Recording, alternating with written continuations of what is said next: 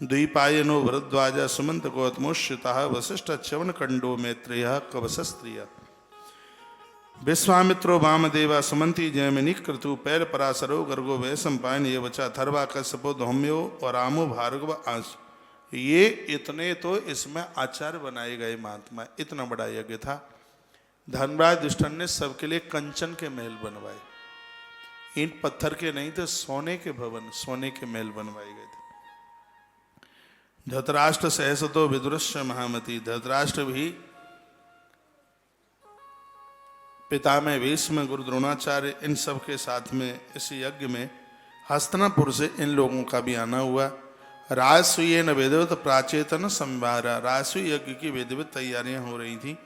अग्निरा आहुतो मंत्रा साख्यम योगश्चित परा, चारों वेदों से यज्ञ में आहुति डलने का प्रावधान रखा गया था। सभार्या सानुजा मात्या सकुटुंबो भी उन्मुदा, धर्मराज युधिष्ठिर के कुटुंब, खानदानी परिवार के प्रजा जन आदि सब बैठे हुए थे, दरबार सजा हुआ था। आगे तो लिखा है कि शंकर जी शरीर सहित इस यज्ञ में उतर के आए थे। वेदाता ब्रह्मा और देवराज इंद्र मृत्यु लोक के इस राजसी यज्ञ में शरीर सहित पधारे थे, उनका शरीर सहित आना हुआ था। और जब ये पूरा समाज सज गया था, पूरी तैयारियां हो गई थी, बस युधिष्ठिर को और द्रौपदी को स्नान करके नहा करके और उन्हें यज्ञ की दीक्षा लेकर के यज्ञ में बैठना था। इतना ही काम बकाया था। तो युधिष्ठिर यज्ञ में बैठे, उससे पहले पितामह भीष्म एक सजा हुआ था मंच, उस मंच पर चल के आ गए और उन्होंने कहा कि किसी भी कार्य को आरंभ करने से पूर्व एक देव पूजन होता है, एक अग्र पूजा होती है। अग्र पूजा हो तो यह कार्यक्रम, यह अनुष्ठान बहुत ठीक रहेगा। तो वर्तमान समय में मुझे नहीं लगता कि द्वारकाधीश देवकी नंदन वसुदेव पुत्र श्री कृष्ण से भी बढ़कर के इस मृत्यु लोक में शायद कोई दूसरा पूज्य हो। पितामह भीष्म कहते हैं, गंगा पुत्र भीष्म धर्मराज युधिष्ठिर के राजसूय यज्ञ में यह उद्घोषणा करता है कि इस यज्ञ में सर्वप्रथम पूजन द्वारकानाथ भगवान श्री कृष्ण का होना चाहिए। तुम तो तालियां नहीं बजा पाए, लेकिन द्रोणाचार्य गुरुजी ने बहुत तालियां बजाई।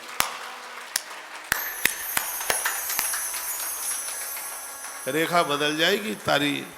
हाँ, हम कहीं बोल रहे थे कथा में कि तालियां बजाने से रेखा बदल जाएगी, तो एक बहन खड़ी हो गई, कहा मैं जीवन में कभी ताली नहीं बजाऊंगी। मैंने कहा क्यों? कहा मेरी बेटी रेखा है, ताली बजाने से वो बदल गई तो दिक्कत हो जाएगी। रेखा हाथ में होती है, हाथ की रेखा बदल जाएगी।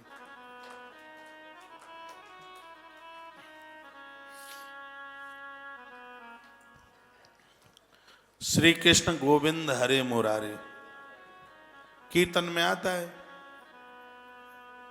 तो किसी बहन के पति का नाम गोविंद होगा, तो कहती है श्री कृष्ण पप्पू के पापा हरे मुरारे, गोविंद की जगह पे कहते श्री कृष्ण पप्पू के पापा हरे मुरारे।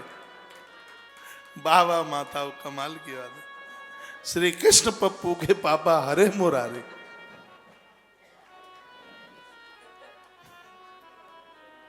पति का नाम नहीं लेना चाहिए, लेकिन भगवान के नाम में, भगवान की कथा में, भगवान के कीर्तन में तो पप्पू के पापा का नाम उछल उछल के लेना चाहिए। उसी समय ही तो पप्पू के पापा का नाम लेने का मौका मिलता है। वैसे तो मिलता ही कहाँ है, वैसे तो ये वे ये सही बोलती रहती है माता। ये सुन नहीं रहे, बे आए नहीं, वो ए और बे में ही काम चलता है। यदि पति का नाम तो आनंद से लेना हो तो कथा में ही लिया जाता है, कीर्तन में ही लिया जाता है। कीर्तन में तो खूब गोपाल गोपाल कहो, खूब गोपाल कहो, गोपाल गोपाल गोपाल। अब घर वाला पास में बैठा हो, तू मेरा नाम लेती है? कहते मैं तो तुम्हारा आदर कर रही हूं, मेरा वो गोपाल ही तो ये गोपाल बन करके आ गया है, आज मुझे खुशी हो रही है, मुझे प्रसन्नता हो रही है। बोले बांके बिहारी लाल की जय, श्री हनुमान जी महाराज की जय हो। तो पितामह भीष्म मंच पर आए और उन्होंने कहा कि वर्तमान समय में द्वारकाधीश भगवान श्री कृष्ण से बढ़ करके और कोई है नहीं जिसकी अग्र सर पूजा हो। मैं ये उद्घोषणा करता हूँ, इस राष्ट्रीय यज्ञ में प्रथम पूजन है देवकी नंदन भगवान श्री कृष्ण का ही होना चाहिए। तालियां बजा दी कि वहाँ पर अच्छे समझदार लोग थे, उन्होंने तालियां बजाई। लेकिन 3-4 लोग ऐसे थे जिनकी देह में खून नहीं रहा। यदि इनका ब्लड चेक कराया जाता तो सिरिंज भरने के लिए बॉडी में खून नहीं था बिल्कुल। 4 थे वो। कर्ण था, उनमें एक दुशासन था, वो मामा जी थे। वो भगवान करे ऐसा मामा तो किसी को ना मिले, शकुनी साहब। और उसका भांजा दुर्योधन। ये 4 गर्दनें नीचे हो गई। अब कुछ कर तो सकते नहीं। पितामह भीष्म के सामने वो क्या बोले? पूरी तरफ यूं देखा तो वो 4 लटे लटाए पिटे पिटाई से बैठे थे।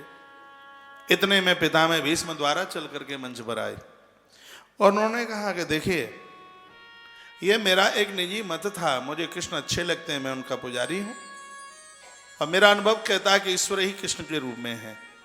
इसलिए मैंने बोल दिया है, यदि किसी को मेरी बात अच्छी नहीं लगी तो खड़ा होकर के वो अपना विरोध प्रकट कर सकता है।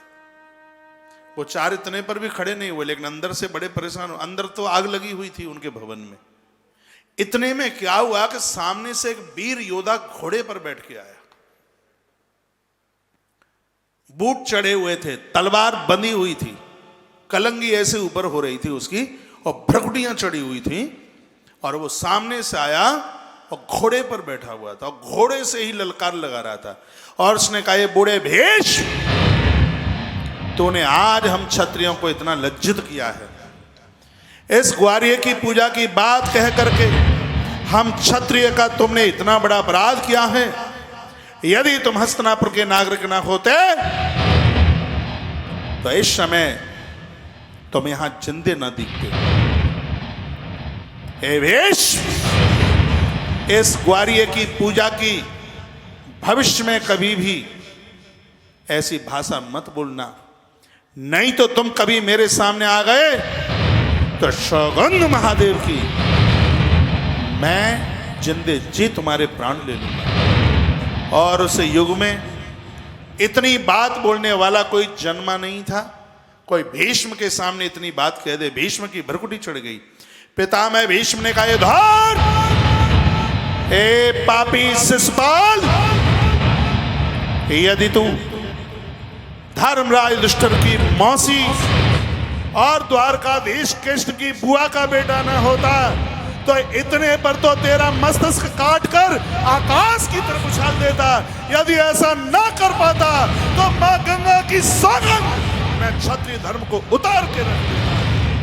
लेकिन मैं करूं तो करूं क्या? धर, अपराधी कहीं के।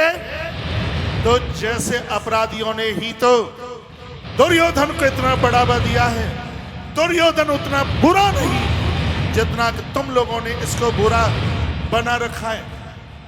और सुन, किसी के धार्मिक अनुष्ठान में कोई आकर के व्यवधान करे, ईश्वर उसे जरूर दंड देता है।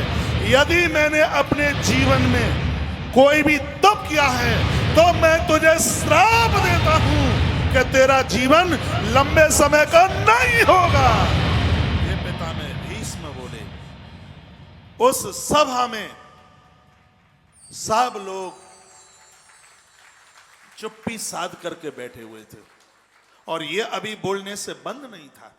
इसने कहा, हे बूढ़े भीष्म, तुम उस ग्वार्य की बात करते हो जिसकी जाति बिरादरी का नहीं पता, तुम उसकी बात करते हो।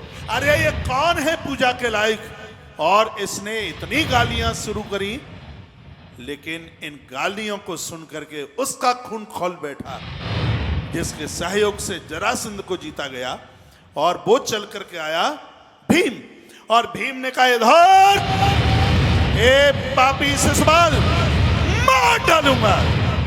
और जैसे ही वो अपनी गदा लेकर के आगे भागे, कृष्ण ने रोका और कहा, सुन भीम भाई, ये विधाता का नियम है कि किसकी मौत किसके हाथ है। अर्जुन ने मुझे भी तो बोला था कि जरासंध को तुम क्यों नहीं मारते, तो मैंने अर्जुन को बोला था कि जरासंध की मृत्यु भैया भीम के हाथ है और तुम इसको मारने को जा रहे हो, ये तुम्हारे हाथ से नहीं मरेगा। भीम भैया, इसकी मौत मेरे हाथ में लिखी हुई है, तुम क्रोध मत करो, बड़े भैया का यज्ञ है, तुम्हारा क्रोध करना ठीक नहीं है। भीम की आंख में आंसू आ गए। भीम ने कहा, गोविंद आपके प्रति हमारी श्रद्धा है, हम तो अपने प्राण छोड़ देंगे, हम तुम्हारी बुराई नहीं सुन सकते और ये आपको इतनी गालियां दे रहा है। तो भगवान कृष्ण बोले, धैर्य धारण करो, ये मेरी सगी बुआ और तुम्हारी सगी मौसी का बेटा है, मैं क्या करूं, ये 100 गालियां तो रोज बासे मुंह मुझे देता है, ये नियम से देता है, एक भी दिन चूकता नहीं है और मैं इसको रोक भी नहीं सकता। मैं करूं तो करूं क्या, मैं बुआ को वचन दे चुका हूं। एक बार जब इसका जन्म हुआ तो इसकी 3 आंखें थी, 3 भुजाएं थी। मेरी बुआ घबराने लगी, श्रुति कीर्ति ब्राह्मणों के पास पहुंची और कहा, बच्चे का भविष्य बताइए। तो ब्राह्मणों ने कह दिया कि इसकी मृत्यु उसके हाथ से होगी जिसकी गोद में जाते ही इसकी एक भुजा और एक आंख आकाश की तरफ चली जाए। देवी समझ लेना, उसी के हाथ से इसकी मृत्यु, इसकी मौत होने वाली है। तो अब तो जो बुआ के यहाँ जावे, बुआ उसी की झोली में इसको डाल दे। एक दिन हम और दाऊ दादा दोनों गए तो इसने वह यही से सुपाल बड़े भैया की गोद में डाल दिया और भैया बलदाऊ ने जैसे ही मेरे हाथ में इसको दिया तो इसकी एक भुजा और एक आंख उड़ती हुई अंबर आकाश की तरफ चली गई। बुआ सुत कीर्ति रो पड़ी और कहने लगी, केशव, हे कृष्ण, मेरे पुत्र की मौत तेरे हाथ में है। आज तक मैंने कभी कुछ मांगा नहीं है, मैं प्रार्थना करके कहती हूँ, ये तुम्हारा भाई है, ये 100 गलतियां करे तो भी कृष्ण इसको क्षमा कर देना, इसको कुछ कहना मत, इसको मानना मत। तो भी मैंने कहा था बुआ को, बुआ ये 100 गलती करेगा, मैं इसको कुछ नहीं कहूंगा। यदि इसने 101 भी गलती करी तो धरती पर इसको बचाने वाला कोई भी नहीं होगा। ये मैंने बुआ को वचन दिया। इसको भी पता है कि 100 गलती करूंगा तब तक तो मुझे कोई कुछ कहेगा ही नहीं। ये 100 गालियां मुझे रोज देता है। आज गिनती 87 पर पहुंची। भगवान ने एक बार इशारा किया, ससपाल तेरे बकाया है। ये कहने लगा, एक ग्वारी है, अभी 113 गालियां तुझे दूंगा। आज उसकी मौत मंडरा रही थी और जब ये 99 पर पहुंचा, भगवान ने फिर एक बार इसको रोका। 100वीं पूरी हुई, फिर भगवान ने रोका। भगवान युद्ध चाहते नहीं। रावण को भी समझाने के लिए अंगद को भेजा, दुर्योधन को समझाने के लिए खुद शांति दूत बन करके गए। भगवान लड़ाई झगड़ा युद्ध चाहते ही कहाँ हैं। 100 के ऊपर भी भगवान ने रोका, लेकिन ये भगवान को गाली देने से चूका नहीं। जैसे इसने 101 भी गाली का उच्चारण किया और उसी समय भगवान की उंगली के ऊपर चक्र घूमा और सुदर्शन चक्र ने इसके मस्तिष्क को काटा। इसका मस्तिष्क कटता हुआ अंबर आकाश की तरफ चला गया और धड़ाम से धरती पर गिरा। शिशुपाल की मृत्यु।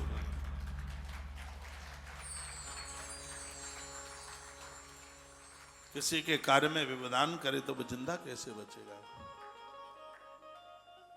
मौत हो गई, सन्नाटा छा गया था। जिनको अच्छा लगना था उन्हें अच्छा लगा, जिनको बुरा लगना था उनको बुरा लगा।